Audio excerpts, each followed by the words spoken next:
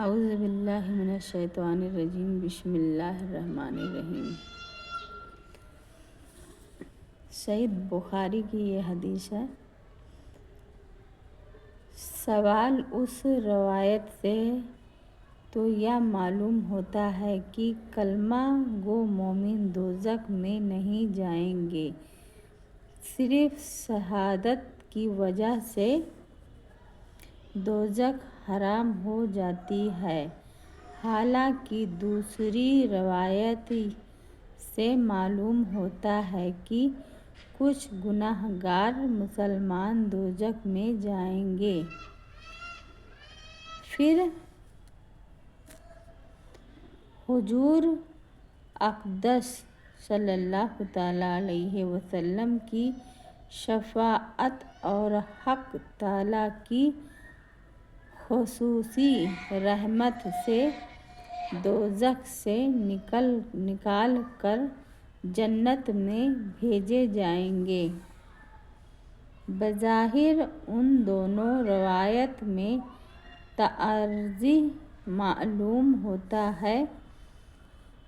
جواب نمبر 1، بعض نے یہ جواب دیا ہے کہ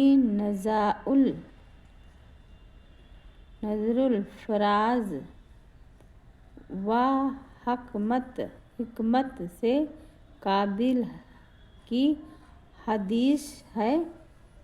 یہ جواب اس لیے صحیح نہیں کہ صحیح مسلم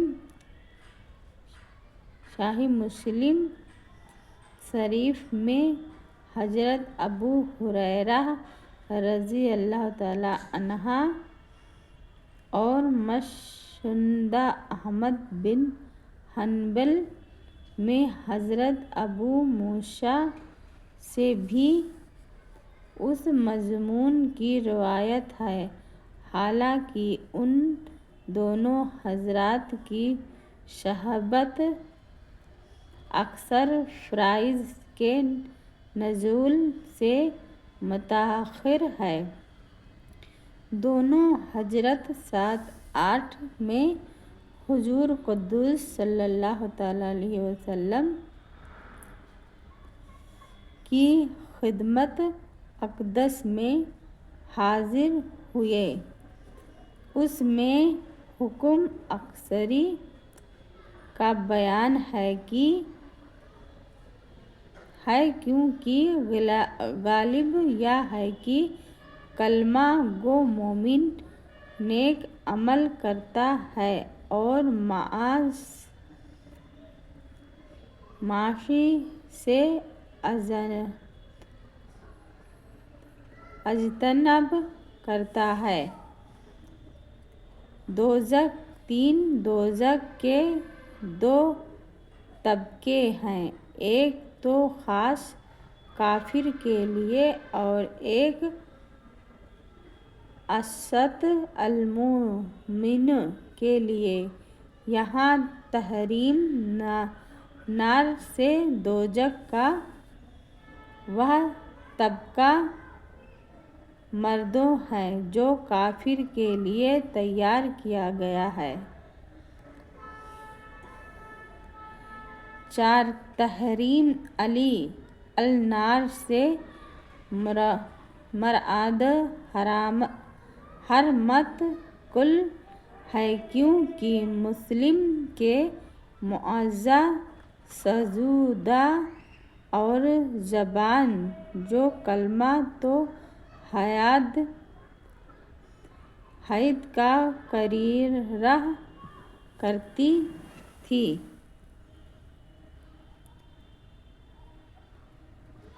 نار دوزخ سے محفوظ رہے گی۔ 5، داخل نہ رہا نہیں بلکہ تحریم خلود مرد ہے، یعنی مومن ہمیشہ جہنم میں نہیں رہے گا۔ 6، یہ اس شخص کے بارے میں ہے جو ایمان لانے کے بعد فوراً فوت پا گیا ہو اسے عمل کا موقع ہی نہیں ملا۔ 7 حضرت انبیاء کریم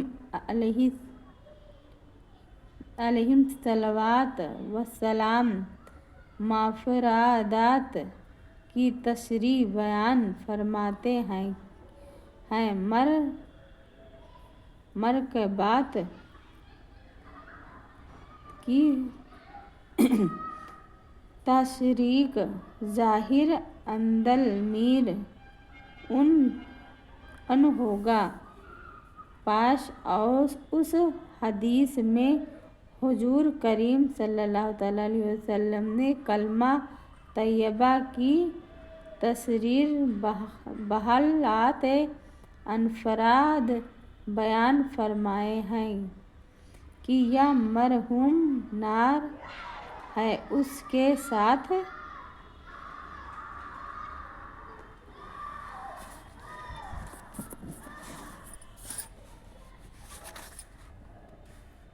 ساتھ معاشی کی ترکیب سے اس کی تشریح بدل جائے گی۔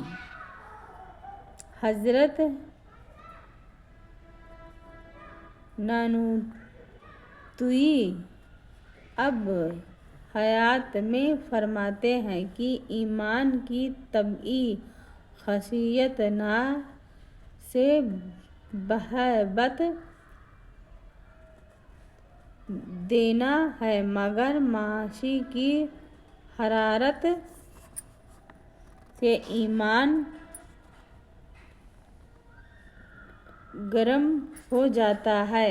تو یوں نہ سمجھو کہ ایمان کی طبعی خاصیت جاتی رہی جیسے کہ پانی کی طبعی خاصیت بارود ہے۔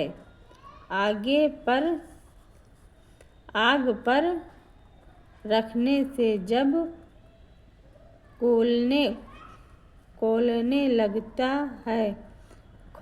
لگتا ہے تو بظاہر معلوم ہوتا ہے کہ اس کی طبعی خاصیت ختم ہو گئی مگر در حقیقت ایسا نہیں، چنانچہ حقیقت اس طرح منکشف ہوگی کہ اس کو لیتے ہوئے پانی کو دہکتی آگ پر ڈال دیا تو آگ فوراً بجھ جائے گی۔ معلوم ہوا کہ پانی میں